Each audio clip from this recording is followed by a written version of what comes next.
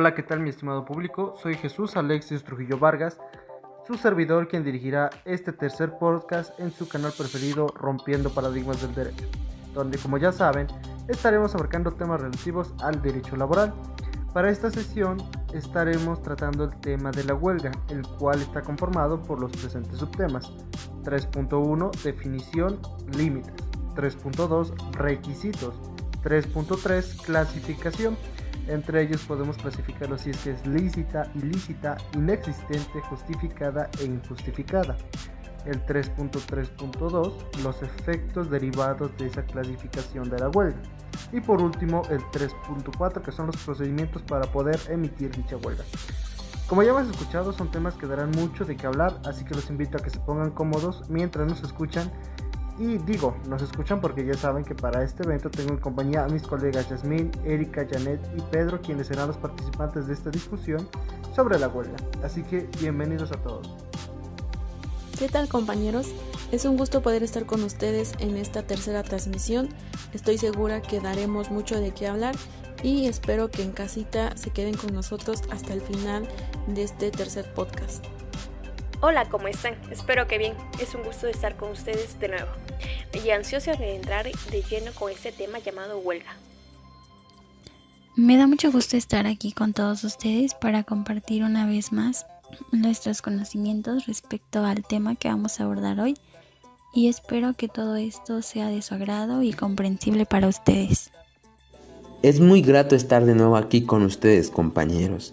Yo sé que toda la información que vamos a brindar será útil en la vida cotidiana de todos. Muy bien, compañeros, y para no hacer tanto rollo vamos a proceder con nuestro primer subtema, el cual es definición y límites. Así que te cedemos la palabra, mi estimado Pedro. Claro, empecemos con este tema. La mayoría de nosotros hemos escuchado sobre la huelga, pero ¿qué nos imaginamos al pensar qué es una huelga? Algunos dirán, es para exigir derechos de los trabajadores. Otros pensarán que es cuando los trabajadores suspenden las actividades del lugar. Pero si nosotros nos guiamos de nuestra Ley Federal del Trabajo, nos dice que huelga es la suspensión temporal del trabajo, llevada a cabo por una coalición de trabajadores. El derecho de huelga es fundamental e irrenunciable de la clase obrera. Es un medio de presión que concede la ley laboral a los trabajadores para lograr el respeto a las normas de trabajo. Asimismo, también es un mecanismo para obtener mejoras en sus retribuciones, tanto en dinero como en especie. La huelga tiene antecedentes en algunas haciendas y centros de trabajo que existían antes. También se les pagaba a los obreros su salario con vales o mercancías de las famosas tiendas de raya, de la misma hacienda de donde trabajaban. Las deudas eran transmitidas de padres a hijos y nietos, pretexto utilizado para mantener indefinidamente a los trabajadores y a sus descendientes prestando sus servicios para un mismo patrón de la hacienda donde laboraban. De las huelgas trascendentales ocurridas aquí en México, podemos mencionar la de la fábrica textil Bellavista en Tepic, Nayarit, ocurrida en 1905. También la del mineral de Cananea, en Sonora, ocurrida el 7 de mayo de 1906 y reprimida por 300 soldados estadounidenses, asesinando a obreros, entre quienes se encontraban mujeres y niños. Los líderes del movimiento huelguista fueron sentenciados a varios años en prisión. A finales del año 1906, los textileros del Río Blanco solicitaron aumento de salario y una reducción en la jornada de trabajo, que era de 14 y 15 horas diarias. Ante la negativa de la empresa, los trabajadores suspendieron sus labores en forma pacífica. Al finalizar aquel año, habían logrado parar cerca de 100 empresas textileras en toda la República.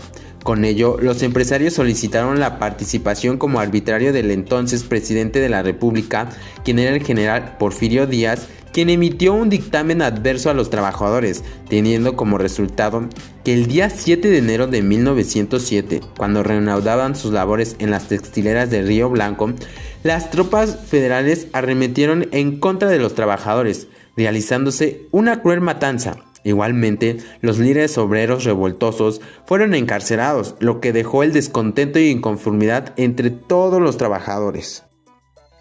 Así es, y por otro lado, la huelga debe limitarse al mero acto de la suspensión del trabajo.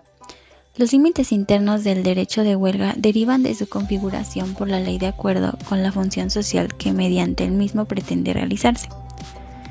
Tales límites se pueden materializar en el concepto de huelga y en los tipos o modalidades que de la misma admite el ordenamiento en orden al ejercicio del derecho. De este modo, dicho concepto y tipos limitan el ámbito de licitud de tal ejercicio. Muy buena definición.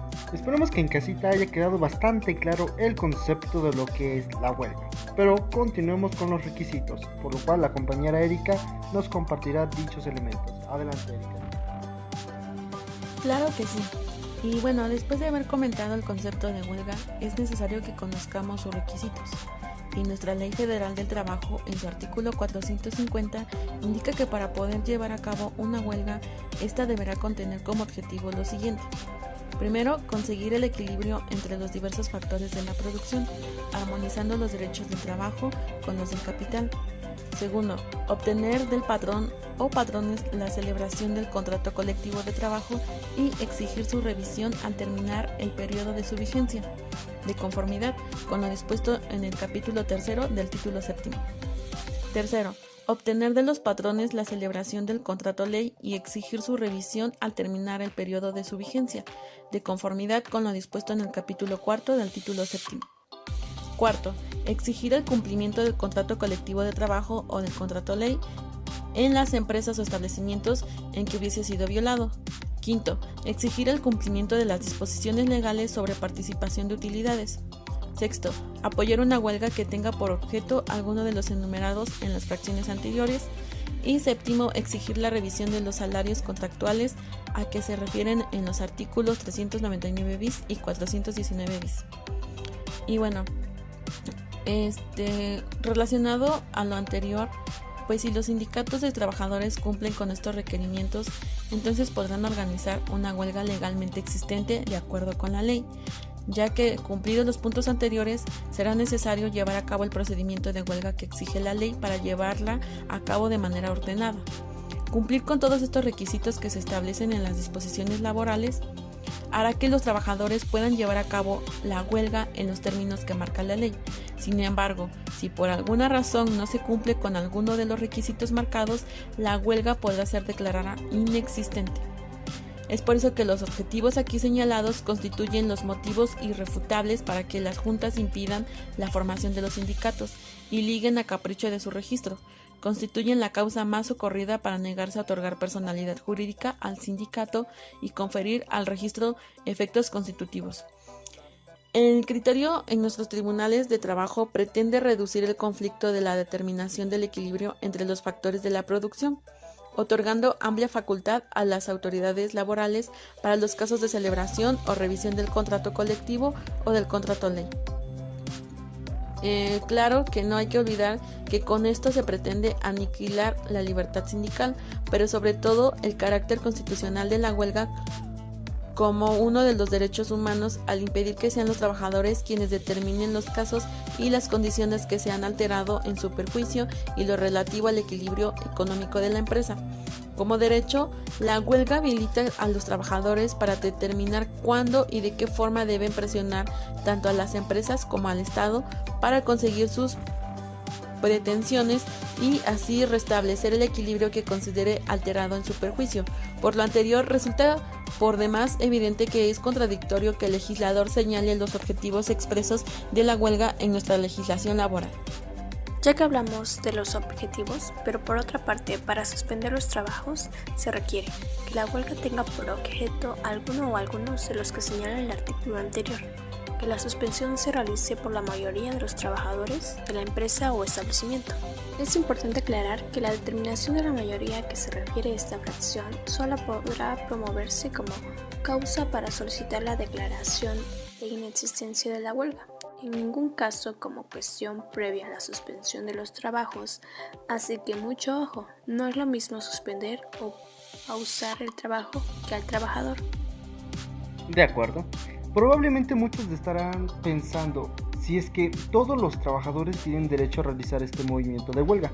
Pues bien, la respuesta es que sí. Ojo, El artículo 466 nos menciona la excepción de aquellos trabajadores que deberán continuar con su trabajo independientemente si es que estamos en un proceso de huelga, que en la primera instancia tenemos que es los buques, aeronaves, trenes, autobuses y demás vehículos de transporte que se encuentran en la ruta. Fracción segunda, tenemos a los hospitales, sanatorios, clínicas y demás establecimientos análogos. Continuará la atención de los pacientes recluidos al momento de suspenderse el trabajo hasta que puedan ser trasladados a otro establecimiento, porque imaginemos, estamos en huelga, un edificio donde se prestan servicios médicos y que los doctores no vayan a trabajar, pues obviamente la gente que está en una etapa final pues van a perecer, ¿estamos de acuerdo? Nuestro país reconoce en la ley de vías generales de comunicación que en su artículo 112 que para los casos de una guerra internacional de grave alteración del orden público o cuando el tema significa un peligro inminente para la paz interior en nuestro país o para la economía nacional, pues el gobierno debe dar continuidad a los servicios, incluso con el personal que laboraba en las empresas envueltas en la huelga. ¿Para qué? Para abastecer todos esos espacios. Si bien la ley de vías generales de comunicación no es la idónea para involucrarse en un conflicto laboral, ni en el caso de la seguridad social, no justifica que el Estado incaute empresas, acentuando ¿a qué cosa? A la necesidad de que la legislación laboral pues prevea en formas adecuadas para la certidumbre de los trabajadores y patrones. El derecho de huelga como un recurso plenamente de los trabajadores se debe impedir mediante sanciones a la intervención ilegítima de quienes busquen suspender las actividades, ya fuera por tratarse de una estrategia de competidores para debilitar al rival o agente de corte político que busque desestabilizar la producción para obviamente desprestigiar a su rival político, pues ambos casos generan daños al bienestar a los trabajadores y de sus familiares, y en un caso los intereses públicos, porque si una empresa se ve afectada en su economía va a disminuir su pago de contribuciones y obviamente el Estado no va a tener suficiente recurso para continuar con Y finalmente, para que una huelga termine se requiere que, primero, por acuerdo entre los trabajadores huelguistas y los patrones. Segundo, si el patrón se allana en cualquier tiempo a las peticiones contenidas en el escrito del emplazamiento de huelga y cubre los salarios que hubiese dejado de percibir los trabajadores. Tercero, por laudo arbitral de la persona o comisión que libremente elijan las partes. Y cuarto, por laudo de la Junta de Conciliación y Arbitraje si los trabajadores huelguistas someten el conflicto a su decisión. Es decir, que debe existir un convenio entre los trabajadores huelguistas y los patrones, el cual deberá ser aprobado por la Junta de Conciliación y Arbitraje, para que tenga valor de cosa juzgada y sentencia ejecutoriada. Del mismo modo, por conformarse el patrón después de haber sido emplazado a las peticiones contenidas en el escrito respectivo, en cuyo caso, la Junta de Conciliación y Arbitraje, previa ratificación del allanamiento, declarará concluido el conflicto para todos los efectos legales. Esta resolución será inacatable. Por resolución de la Junta de Conciliación y Arbitraje competente, que deberá producirse dentro del plazo de 15 días siguientes al del emplazamiento. Este laudo tendrá carácter definitivo. Muy bien, compañeros, continuando con nuestros subtemas, le daremos la palabra a nuestra compañera Janet para que nos hable sobre la clasificación de las huelgas. Así que, adelante, Janet. Bueno, ahora vamos a hablar del tema 3.3, que es la clasificación de las huelgas. Y este tiene un subtema en donde vamos a mencionar la huelga lícita, ilícita, inexistente, justificada e injustificada. Bueno, una vez definido lo que es una huelga, vamos a hablar sobre la clasificación de esta. Y como ya lo mencioné, tenemos diferentes tipos de clasificación, específicamente 5. Y empezaremos por la huelga lícita, la cual nos dice que las huelgas serán lícitas cuando tengan por objeto conseguir el equilibrio entre los diversos factores de la producción, armonizando los derechos del trabajo con los del capital. En los servicios públicos será obligatorio para los trabajadores dar aviso con 10 días de anticipación a la Junta de Conciliación y Arbitraje de la fecha señalada por la suspensión del trabajo.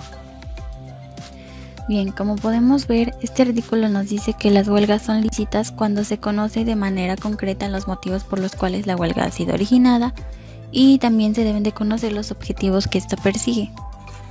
Además, este tipo de huelgas busca ser de manera pacífica y el equilibrio entre los trabajadores y las actividades que estos realizan, también entre ellos y con algún problema que hayan tenido con su jefe.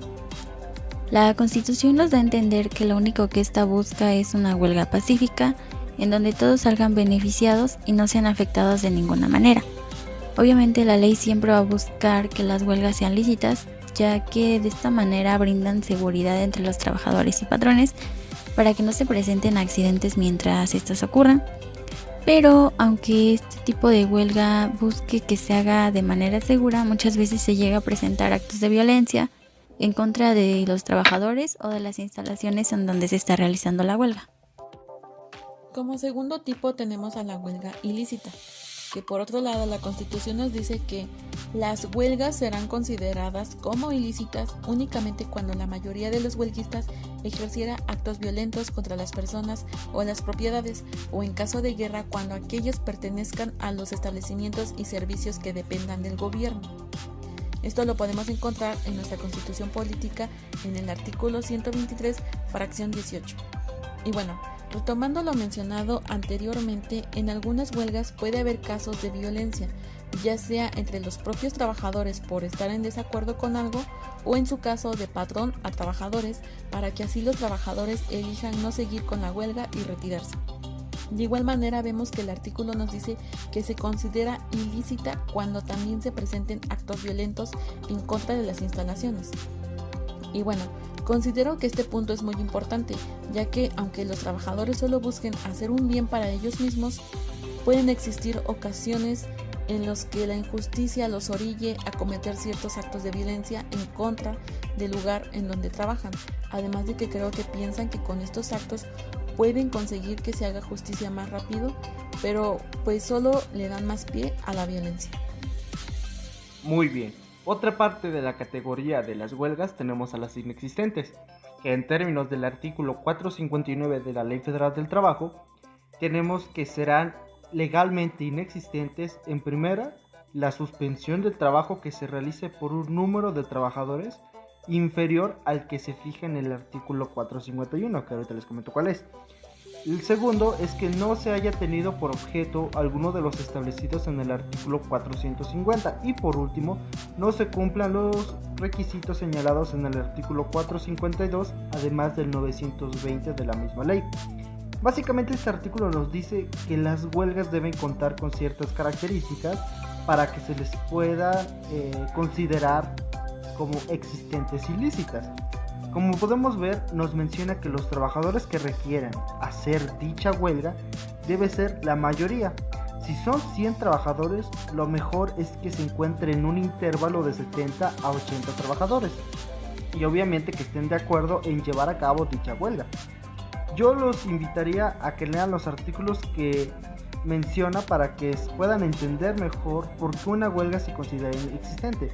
Un ejemplo que les puedo dar respecto al artículo 450 es que los trabajadores no pueden exigir el pago de la PTU cuando la empresa en la que trabajan no ha generado ingresos, ya que, como sabemos, para poder realizar el pago de dicho derecho constitucional, la empresa necesita generar utilidades, ya que aunque ésta quiera pagárselas a sus trabajadores, que en el caso muy excepcional no lo quieren pagar de por sí, pues no se encuentran en la mejor disposición de hacerlo.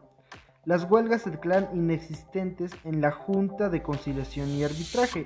Esto se debe de solicitar en un periodo de 72 horas siguientes al inicio de la suspensión del trabajo. Huelga justificada es aquella cuyos motivos son imputables al patrón. Aquí podemos ver que hace alusión a que tienen objetivos imputables al patrón. En este tipo de huelga podemos considerar la palabra imputable como la base de todo, ya que para saber si es justificada es necesario que la huelga haya sido resultado de acciones u omisiones empresariales. En esta huelga se persiguen dos objetivos diferentes. El primero es satisfacer las peticiones de los trabajadores que hayan presentado para iniciar dicha huelga y que el patrón pague los salarios correspondientes a los días en los que se llevó a cabo dicha huelga. El último objetivo es el que hace alusión a los que nos menciona el artículo con respecto a la imputabilidad al patrón. Y para finalizar, la última huelga que tenemos es la injustificada. Bueno, este tipo de huelga se diferencia de la huelga justificada, ya que esta es aquella en la que se encuentra la inexistencia de los objetivos que tenía la huelga, pero además no cumple con los requisitos legales y cuando no se funde en motivos legítimos del trabajador o cuando no se sustenten bases legales y reales pertinentes. Perfecto. Ya casi estamos al término de nuestra misión, pero sin antes que nuestra compañera Yasmín nos hable del siguiente tema. Así que te cedemos la palabra, mi estimada. Claro que sí, y antes de comenzar quiero retomar lo siguiente. La huelga es la causa legal de suspensión de efectos de relaciones de trabajo por todo el tiempo que dure. Uno de los efectos que tiene la huelga es la suspensión de relaciones laborales, los cuales son los contratos, así que el patrón no está obligado a pagar salarios ni demás derechos laborales, como tanto de los días en los que corresponda prestar servicios efectivos como de los días de descanso semanal comprendidos dentro del periodo de huelga y los días festivos comprendidos dentro del periodo de huelga. Además, la retribución que el empresario puede detraer por cada día de huelga comprende no solo el salario de la jornada, sino determinados conceptos de salario diferido, que según la doctrina jurisprudencial son los siguientes: la parte proporcional a los pagos extraordinarios, incluidos las participaciones en beneficio, la parte proporcional de la retribución de los días de descanso semanal correspondiente a la semana en que se produce la huelga, sin dejar desapercibido el tiempo que se prolongará la huelga. Si la huelga es imputable y el patrón desconoce los derechos, sí deberá pagar salarios y demás. Para reanudar las labores, el empleador no puede celebrar nuevos contratos de trabajo. Bueno, el ejercicio del derecho de huelga suspende la tramitación de los conflictos colectivos de naturaleza económica pendientes ante el tribunal y también la de las solicitudes que se presenten, esto salvo a que los trabajadores sometan el conflicto a la decisión del tribunal. No es aplicable lo dispuesto en el párrafo anterior cuando la huelga tenga por objeto el señalado en el artículo 450, fracción sexta.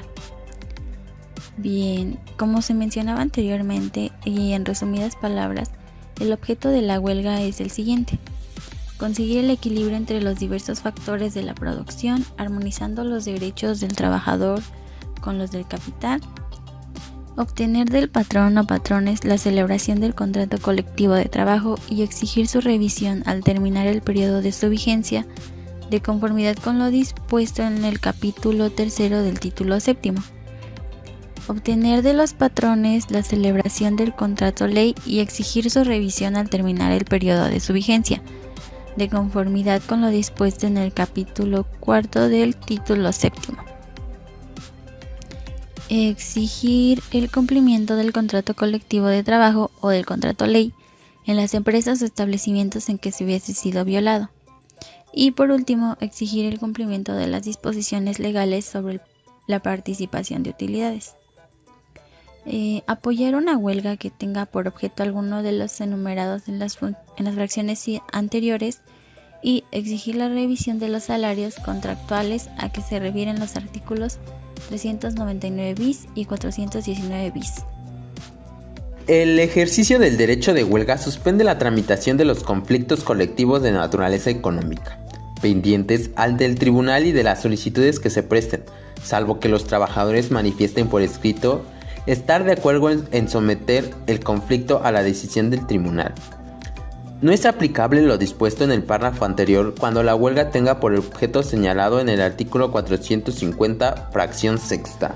Un ejemplo de estos efectos jurídicos que causa la huelga es la Confederación de Empresarios Navarra, donde se manifiesta que la suspensión del contrato de trabajo durante el tiempo en que se mantenga en huelga, suspensión del periodo de prueba durante el tiempo que dure la huelga, no devengó del salario durante la huelga, detrayendo el importe íntegro de las horas no trabajadas. Por tanto, habrán de descontentarse las partes proporcionales correspondiente a salario base y a complementos salariales, así como aquellas percepciones de devengo superior al mes. No se practicará descuento alguno sobre los complementos extrasalariales, pero sí sobre otros conceptos específicos. Los descuentos no deberán afectar a las vacaciones, tanto en su duración como en redistribución. Mantenimiento en situación de alta en la seguridad social. Con suspensión de la obligación de cotizar por parte del empresario y el trabajador, los efectos del cierre patronal son los mismos que los contemplados para la huelga, tanto en su aspecto salarial como de seguridad social. Por su parte, la notificación producirá el efecto de constituir al patrón por todo el término del aviso, en depositario de la empresa o establecimiento afectado por la huelga, con las atribuciones y responsabilidades inherentes al cargo. A petición de parte, los tribunales, dentro de las 48 horas siguientes a que les sea solicitado, expedirán la certificación de la existencia o no de un emplazamiento a huelga promovido contra un centro de trabajo.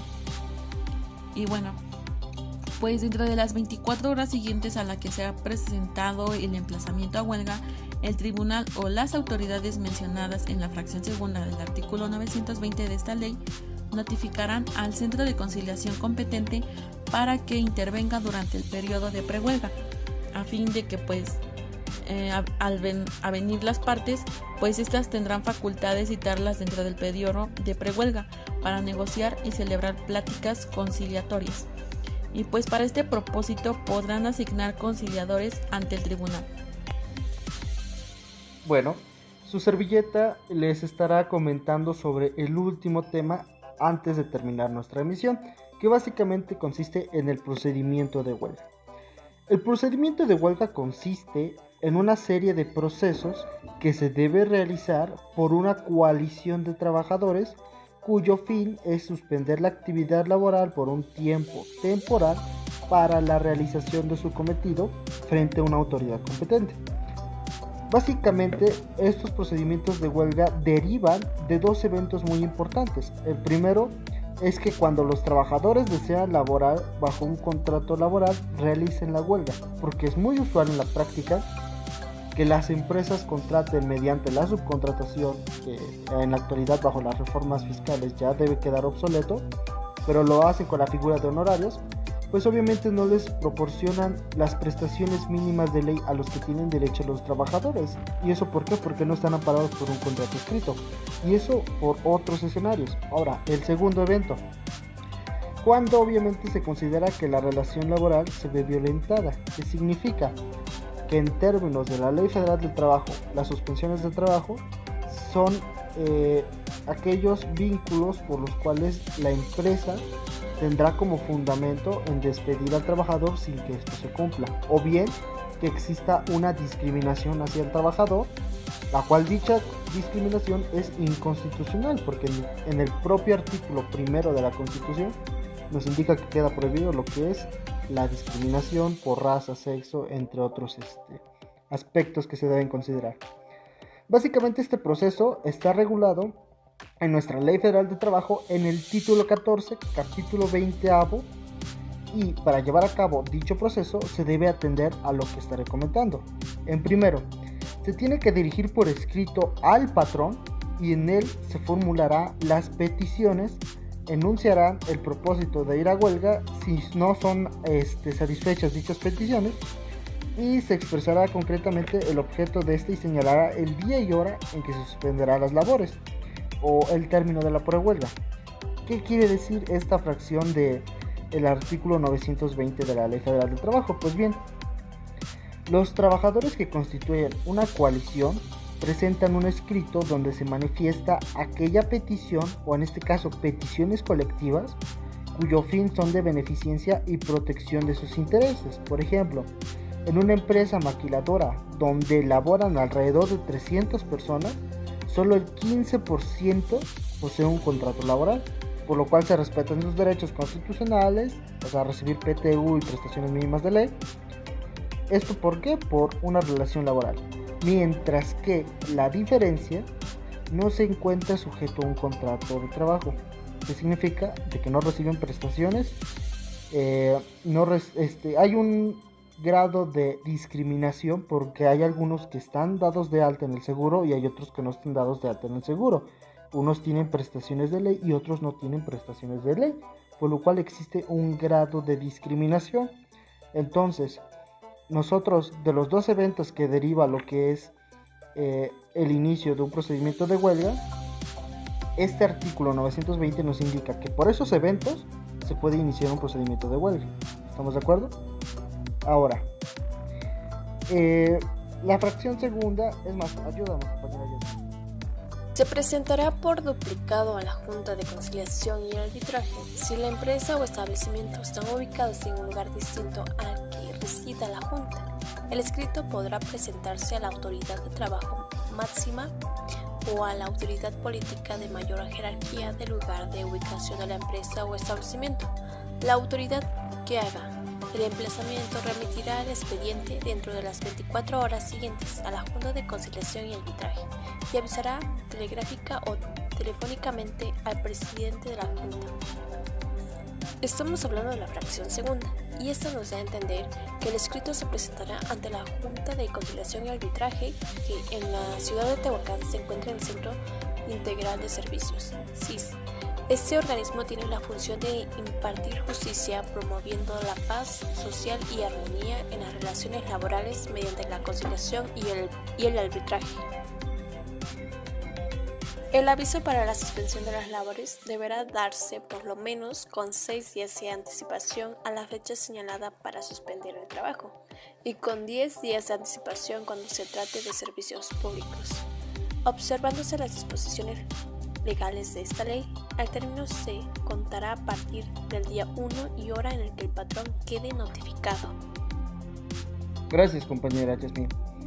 Además de lo que menciona la propia ley, podemos destacar que existen ciertas lagunas en materia laboral como en las otras materias de derecho. Y para eso, la Suprema Corte de Justicia de la Nación de los Estados Unidos Mexicanos ha establecido mediante una jurisprudencia el procedimiento de huelga en los términos que se siguen. El análisis de las disposiciones contenidas en el título octavo, capítulo primero y segundo, y título 14 del capítulo 20 de la Ley Federal del Trabajo, la que comentamos recientemente, permite distinguir con base a los efectos jurídicos que se producen para las partes y terceros, tres principales etapas dentro del procedimiento de huelga, cuyas características esenciales son las siguientes.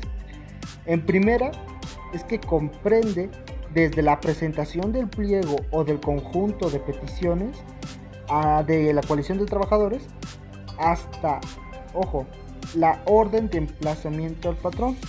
¿Qué significa? Que en esta fase se precisa el motivo, objetivo, fecha y hora de la suspensión de labores.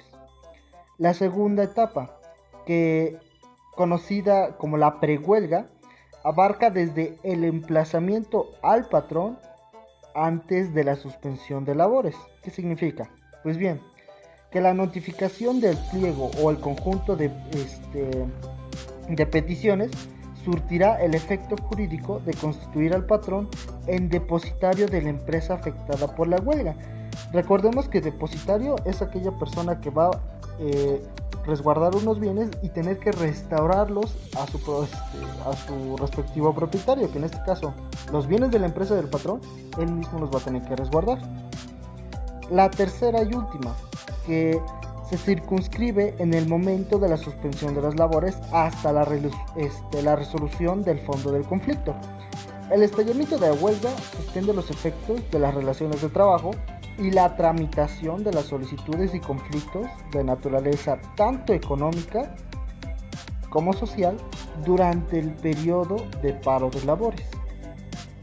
Entonces, a lo que yo investigué, parte de la doctrina del derecho coincide con la promulgación de la jurisprudencia anterior. Pues bien, en términos del autor Cavazos, en su editorial, en la editorial cuyo libro fue publicado en 2007, nos dice que esas 3 etapas que la jurisprudencia indica se pueden representar como las siguientes etapas de este autor, que en esta primera tenemos que es la gestación o la manifestación de las peticiones al trabajador y la autoridad competente. El segundo tenemos el periodo de prehuelga y en tercero el periodo de la huelga estallar, o sea, ¡pum!, que todo el desmango va a venirse contra la empresa que está en su caso, pues profanando los derechos del trabajador, ¿no?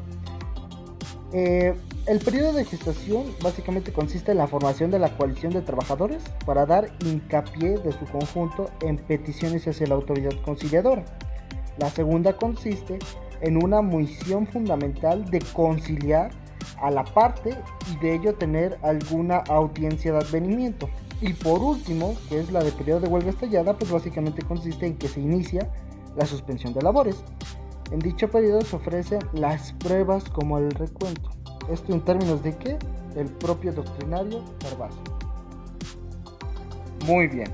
Una vez abordado todos nuestros temas y esperando que haya sido de su comprensión y agrado, podemos dar paso a las conclusiones de cada uno de nuestros compañeros y de su servidor. Empezamos contigo, compañera Erika.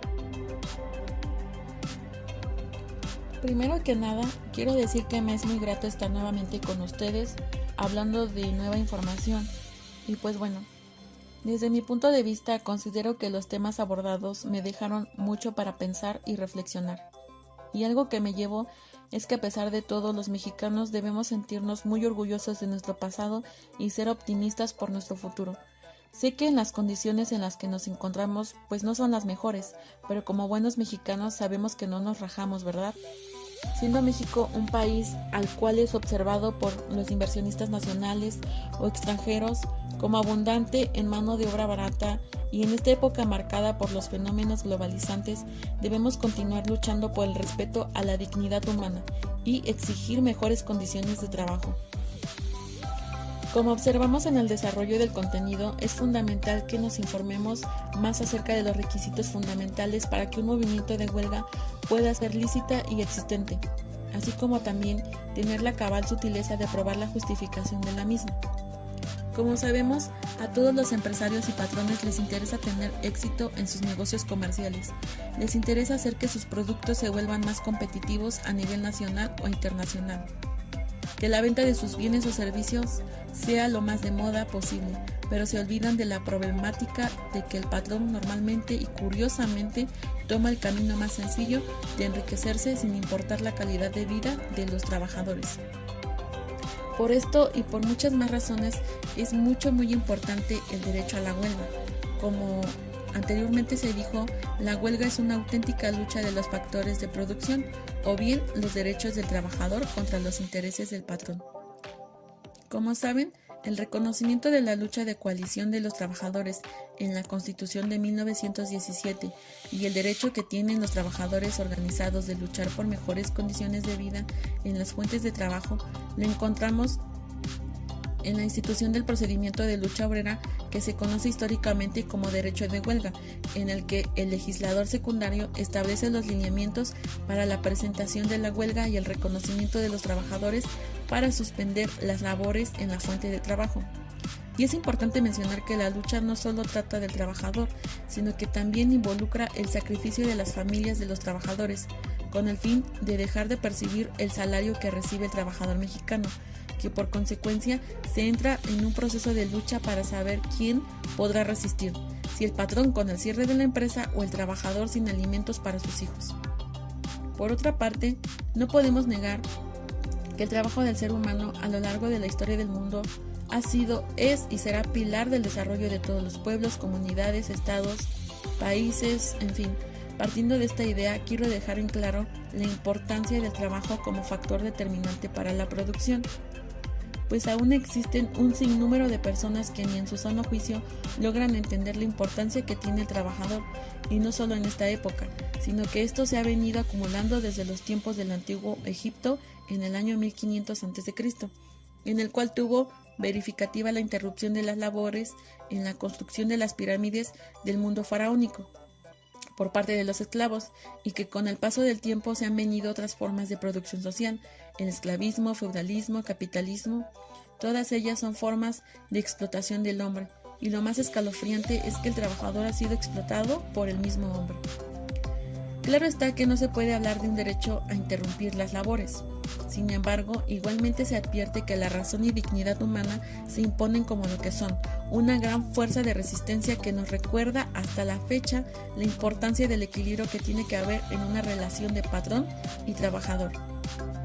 En México, fue el artículo 925 del Código Penal de 1871 el que le dio carácter de ilícito penal y claro ejemplo ocurrido durante el gobierno de Porfirio Díaz, donde los mineros de Pachuca en 1874, los obreros de la Fábrica de la Fama en 1877 y otros movimientos de huelga dieron origen a la prerevolución, los de Cananea y Río Blanco, ocurridos en 1906 y 1907, donde las causas fueron obrero-patronales y donde lamentablemente hubo muertos y heridos. Ya con el famoso triunfo de la Revolución Mexicana y en las discusiones del Congreso Constituyente fue el diputado, el licenciado Navidad Macías, que hacía uso de la palabra representando al primer jefe Venustiano Carranza. Incluía un artículo en que materialmente se estableció descrita así en el artículo 123, fracción 18 de la Constitución Política, que en resumen nos habla de los objetivos de la huelga y si se consideran ilícitas o lícitas. Y a partir de ahí, no fueron pocos los estados que trataron de implementar en sus legislaciones en materia laboral la intención de los constituyentes, la unificación de los criterios que sucede al expedirse de la Ley Federal del Trabajo en 1931. Y bueno, tal vez se estén preguntando el por qué les conté algunos antecedentes de la huelga o tal vez no. Lo único que espero es que toda la información recopilada en este episodio sea de mucha ayuda en su vida, no solo profesional sino también personal. Y recordar siempre que sí se puede luchar contra la injusticia y nuestro pasado nos los confirma. Si bien es cierto, algo que nunca debemos perder es la empatía. Porque para llegar a puestos grandes en donde se necesite que seas el jefe, se necesita pasar siempre por la etapa de ser un trabajador, empezar desde abajo. Y si hoy en día nos encontramos a la disposición de nuestros jefes, el día de mañana donde los papeles cambien, es importante no olvidarse de que algún día fuimos trabajadores.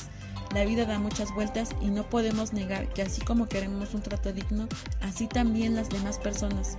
Y estoy segura que si cambiamos nuestra manera de ver las cosas en todos los aspectos de nuestra vida, podremos luchar contra hacer valer nuestros derechos como trabajadores. Eso sí, siempre con optimismo hacia el futuro. La huelga es un fenómeno social que exterioriza un mal en nuestra sociedad, aspecto que tiene profundas raíces en las relaciones entre trabajadores y patrones. En el siglo XIX representó el alzamiento de los trabajadores contra un régimen social que los condenaba a utilizar este instrumento denominado huelga, que les fue un recurso muy práctico, aunque violento. ¿Para qué? Pues para mejorar la situación de abandono en la que vivían. Eran épocas en que el fenómeno social constituía movimientos, en los que se disputaban hegemonía de ideas, tanto socialistas como anarquistas, pero todas ellas de carácter revolucionario, pero con tendencias distintas, es decir, con una sola preocupación: buscar modificaciones en la estructura del Estado, mejoramiento a las condiciones de injusticia que sufría la clase trabajadora. Finalmente, a principios del siglo XX, la huelga rindió sus frutos cuando surgen las primeras constituciones, levantando los derechos sociales para los trabajadores. Sin embargo, de la misma forma, al menos en nuestro país, el derecho a huelga empieza a ser restringido para que deje de ser un movimiento espontáneo y un instrumento de manifestación de inconformidad natural, debido a la legislación o reglamentación de este derecho mediante la expedición de normas que determinan requisitos para la autorización del estallamiento de la huelga. Negar el trabajo o prestar en condiciones distintas ha sido desde siempre un mecanismo utilizado por los trabajadores para expresar su descontento con la situación laboral. Los derechos sociales del trabajador, como es la huelga, pretenden regularizar mediante procedimientos que dejan en la decisión de una autoridad que posiblemente desconozca las arbitrariedades, injusticias y maltrato de que pueden ser objeto los trabajadores. Determine la legitimación de un derecho que por naturaleza libre y espontánea les corresponde a aquellos que pretenden manifestar su inconformidad mediante el mecanismo legal denominado huelga. La naturaleza jurídica de la huelga es de carácter constitucional, ya que versa como un instrumento de solución compulsiva del conflicto laboral, ante la negativa injustificada de la patronal de ceder a las peticiones laborales, por lo que se considera que se trata de un derecho de autodefensa, siendo así la libertad de los trabajadores mantener el equilibrio en las relaciones de producción, lo que en su conjunto constituye y es la influencia de las organizaciones obreras, que al encontrarse regulada en la parte dogmática de la Constitución mexicana y al estar dirigida a una colectividad, se considera que es una garantía social. El derecho a la huelga se encuentra reconocido en los artículos 123 y 5 de la Constitución, y dado a que se considera que los derechos humanos son aquellos que son inherentes al ser humano por haber nacido como tal, y los derechos fundamentales son aquellos reconocidos por un sistema jurídico político imperante en un tiempo y en un lugar determinado, por deducción, la huelga es un fenómeno de derecho fundamental en México. Conforme a la doctrina constitucional, estos intereses vienen referidos a los que les afecta en cuanto a clase social, esto es, considerando como estrato de la población, que ocupa una posición socialmente dependiente en la estructura social, y no, naturalmente, como los miembros de una categoría laboral específica. Se trata de una fusión coherente con la idea del Estado social y democrático de derecho, que legitima medios de defensa de dicha clase social y que aparece al tiempo como una fusión de respuesta y protección frente a cualquier desconocimiento o vulneración de aquellos intereses laborales. La huelga funciona como fórmula que contribuye a superar la propia posición dependiente de la clase trabajadora en la estructura social, posibilitando una transformación pacífica y gradual de tal estructura hacia una sociedad en la que la dignidad humana, la cooperación y la solidaridad sean algo más que primeras o eslóganes nominales. Si en realidad la huelga se llega a desarrollar en alguna empresa actualmente, pienso que deben considerarse estos puntos. Primero, ser representativa, formada por los trabajadores, y que los trabajadores elijan a un ser de confianza, garantizando que sea de los distintos centros de trabajo o áreas de la empresa, ya que su representatividad ayuda a que los distintos intereses estén presentes y la vinculación con la base no se pierda, además el carácter formativo que incluye. Segundo, estar capacitada. La comisión debe estar durante la negociación en un continuo ejercicio que le permita ampliar su capacidad de análisis y su agilidad para conseguir los objetivos que se proponen. De ahí la importancia de capacitarse por medio de pláticas, dinámicas, etc. Y tercero, conocimiento y dominio de los objetivos de la negociación. Leer en forma personal los objetivos de la negociación, luego preguntar si hay dudas o dialogar con los demás compañeros para ir interiorizándolos. El fenómeno de la huelga no puede considerarse sin tomar en cuenta el contexto de las relaciones laborales. Tales acciones, además de resultar costosas y perturbadoras para los trabajadores, los empleadores y la sociedad, y su ocurrencia es el resultado del fracaso de la negociación colectiva en el proceso de fijación de las condiciones de trabajo. De hecho, más que cualquier otro aspecto de las relaciones laborales, la huelga muy a menudo viene a ser el síntoma de problemas más amplios y difusos. De otra parte, el hecho de que la legislación o una orden judicial prohíba que se recurran a las huelgas no impediría que éstas tengan lugar si las presiones económicas y sociales son suficientemente fuertes. El modelo estructural aporta un cambio sustantivo a la fusión del derecho de huelga, concebiéndolo como un mecanismo de autotutela de los trabajadores, que opera más allá del perímetro trazado por las relaciones de trabajo, y que se extiende a todos los ámbitos socioeconómicos y políticos en los que se adoptan o dejan de adoptarse decisiones sobre intereses económicos y sociales de aquellos. En cuanto a qué importa, la consecuencia más directa de este planteamiento es la apertura del abanico de destinatarios de la huelga y de los titulares del derecho. De ahí que los empresarios no sean ya el único sujeto natural ante el que se plantea el conflicto, pues el mismo puede suscitarse también frente a los poderes públicos. En paralelo, los sujetos titulares del derecho en el plano individual son los trabajadores como clase social, al margen, por tanto, de la naturaleza jurídica, pública o privada, que se atribuyan a su relación de trabajo. En este podcast tocamos un tema que considero muy importante. México es un país donde se presentan muchas desigualdades en muchos aspectos, pero creo que en donde más problemas se presenta es en el ámbito laboral. Creo que muy pocas veces se habla sobre las huelgas laborales que han existido en México. Quizás las personas no hablen mucho sobre estos movimientos porque saben que en su momento tuvieron mucho impacto y fueron muy relevantes para la formación de la historia del México que conocemos hoy en día. Y muchas empresas son injustas con los trabajadores que prestan sus servicios porque saben que estas personas tienen muchas necesidades y por lo tanto llegan a explotarlas con la promesa de que les recompensarán con una muy buena paga y al final nada de nada. Considero que por eso muchas personas buscan la manera de exigir venganza por su propia cuenta y las huelgas son la mejor manera de hacerlo. Yo en lo personal espero que ninguno de ustedes tenga que entrar en huelga durante el tiempo en el que estén laborando, pero si en algún momento las circunstancias que se presentan los orillan a estar en una huelga, pues tengan los conocimientos necesarios para poder estar informados de lo que necesitan para que su huelga sea considerada legal y no se presenten problemas durante esta. Bueno, me gustaría tomar como ejemplo la huelga que tomó lugar en el 1 de junio del año de 1906 en el estado de Sonora. Esta huelga es conocida como la huelga de Cananea y fue el resultado de la desigualdad salarial entre los trabajadores. Esto debido a que los trabajadores extranjeros ganaban $7 y los trabajadores mexicanos solo 3 pesos. Obviamente en el valor que tenía el dinero en ese tiempo, porque incluso si lo vemos con estos ojos de lo que vivimos hoy en día, pues seguimos considerando que es una paga muy pobre para el trabajo tan cansado que se realiza en una mina.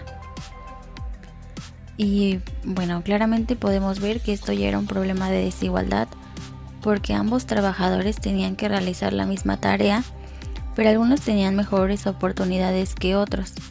Los trabajadores mexicanos, además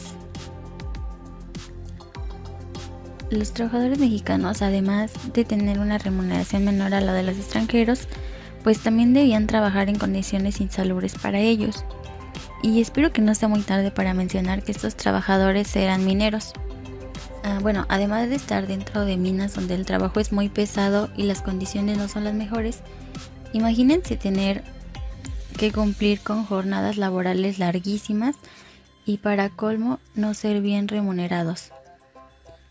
Bueno, estos trabajadores se cansaron del maltrato que tenían solo por ser considerados inferiores a sus compañeros estadounidenses.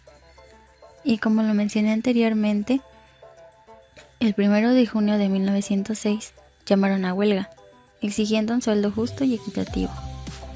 Quizá los pasos que ellos siguieron para llamar a huelga no son nada parecidos a los que vimos en el podcast, pero debemos saber que este fue un acto que dio pie a las huelgas en México, ya que podemos considerarlo como un acto no visto antes dentro de nuestro país.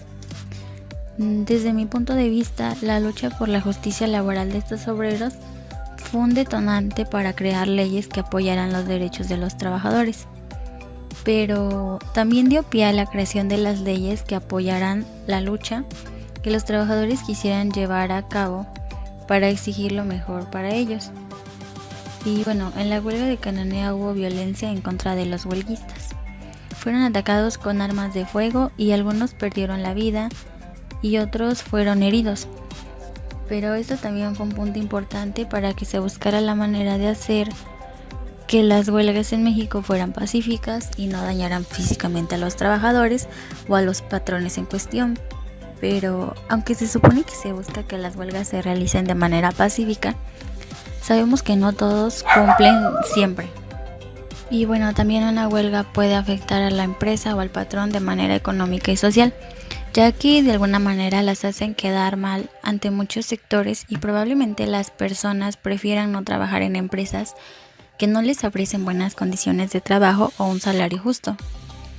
Y también las afecta económicamente porque los trabajadores son el recurso más importante de una empresa. Que se detenga la mano de obra hace que la producción de bienes o servicios también pare. Por ende, los ingresos de la empresa se ven afectados durante el tiempo que los trabajadores estén en huelga. Bueno, para terminar, me gustaría decir que no importa cuál sea tu trabajo o a qué te quieras dedicar. Mientras tu trabajo esté dentro de lo legal, debe ser bien remunerado y te deben ofrecer un ambiente en donde te puedas desenvolver de la mejor manera, tanto como para tu beneficio y el de la empresa. Bueno, entiendo que todos tenemos necesidades económicas y que la situación actual nos obliga a soportar cosas inhumanas en un trabajo, pero debemos tener en cuenta que quizá no exista ninguna empresa que se preocupe lo suficiente por ti, y si es que te llegas a lastimar o alguna situación te orilla a dejar tu trabajo.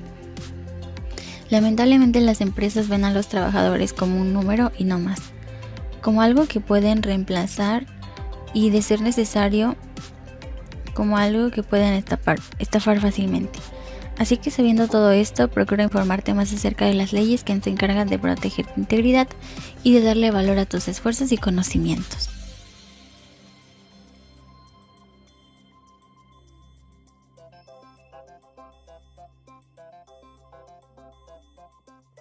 En la historia se ha apreciado los movimientos que se han tenido que realizar por el sector laboral para poder gozar de aquellos derechos que en esta época contemporánea gozamos.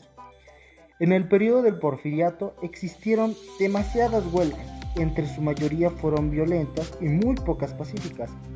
Casi la mitad de las huelgas se debió a la disminución de salarios de los obreros y de las infructuosas peticiones de su aumento, en menor grado a que no se pagaba a los trabajadores o se hacía en vales o monedas de níquel, que sabemos que actualmente la forma en que se debe pagar el salario es mediante con la moneda funcional, o en este caso el peso mexicano.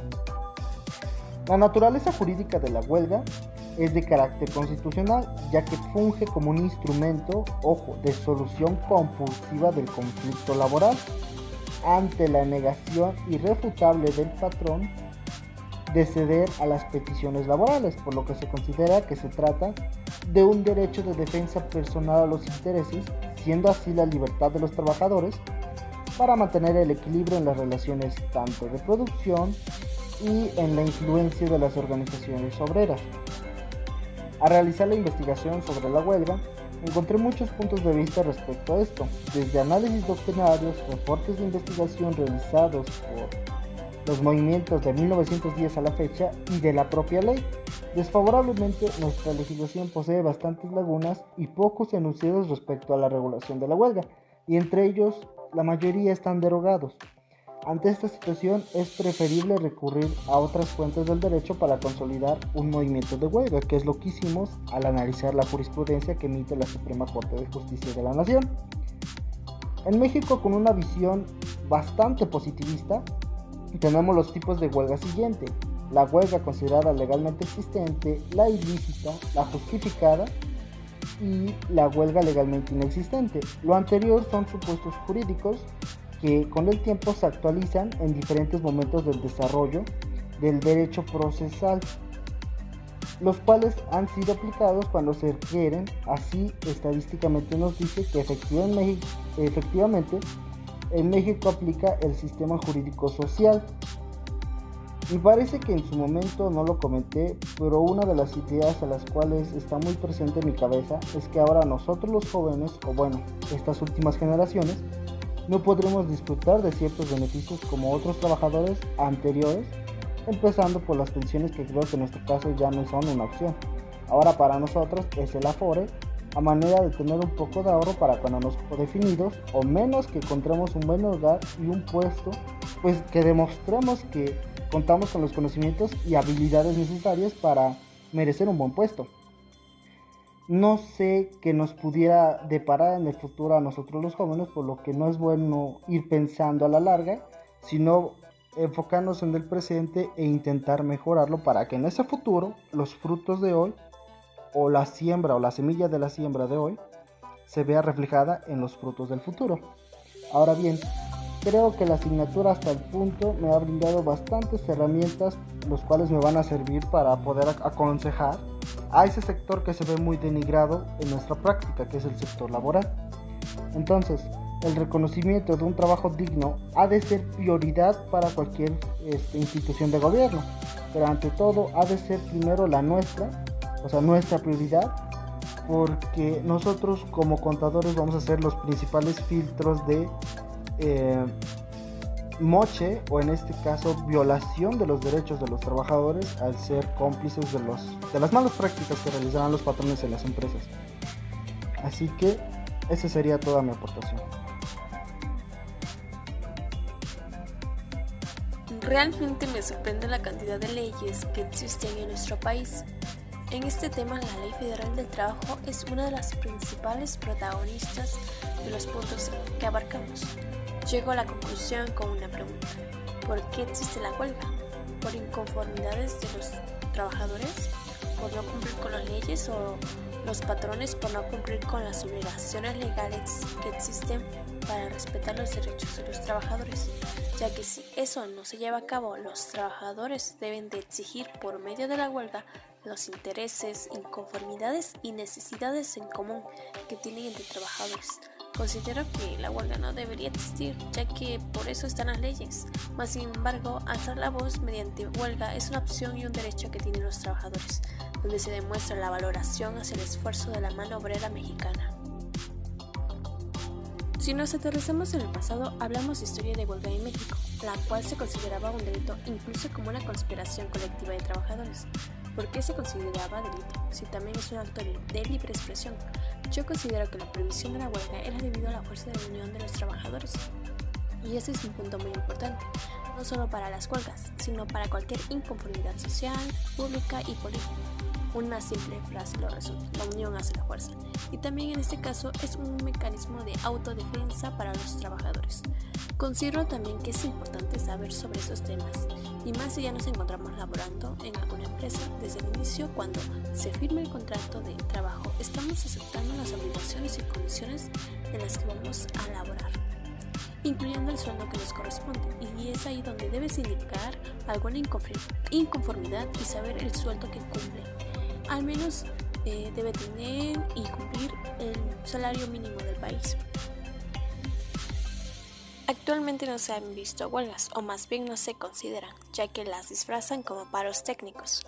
Hay una gran diferencia, ya que la huelga es como un grupo de trabajadores que se niega a laborar, pero de una manera pacífica, en forma de protesta para hacer presión a sus exigencias y por ende sean cumplidas, mientras que el paro es la herramienta para hacer presión ante una situación irregular, porque suspenden temporalmente sus actividades de oficio e impiden que los demás compañeros trabajen hasta obtener respuesta. La paralización puede perjudicar considerablemente a una empresa en un solo día, tras generar pérdidas significativas en el mercado. Ambas formas buscan generar respuestas y soluciones contundentes en beneficio tanto de la empresa como de los trabajadores, con el objetivo de mejorar la calidad laboral y profesional de cada uno de los empleados. Cuando se va a realizar una huelga, uno de los requisitos es informar por escrito a conciliación una acta de asamblea donde todos los compañeros voten por el emplazamiento a huelga. Por consiguiente, el Tribunal de Arbitraje tiene 10 días para notificar al patrón. Entre otras cosas, podemos observar que ese proceso es un poco complicado. Conciliación es la que va a probar si la huelga se lleva a cabo dependiendo si cumplen con los requisitos necesarios. El sindicato de trabajadores indica inconformidades que tienen los trabajadores o la causa. Si en ese momento el patrón considera las peticiones de los trabajadores, el acto termina ahí, ya que el objetivo colectivo tuvo respuesta inmediata de manera positiva.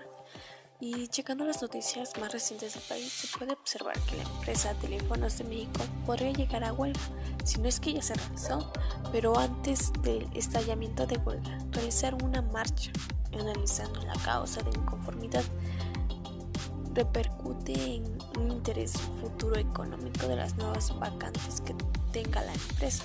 Bueno, el punto de situación es que se quedarán sin derecho a la jubilación pagada. Entonces se puede decir que la empresa intenta quitar o recortar derechos que tienen los trabajadores. ¿Se imaginan? Es un acto de injusticia claramente, pero la empresa justifica este acto por la situación financiera en la que atraviesa la empresa. Pero ¿por qué quitarles un derecho? Y mejor buscar otra alternativa que no tenga la intención de perjudicar derechos que por ley deben ser cumplidos y respetados.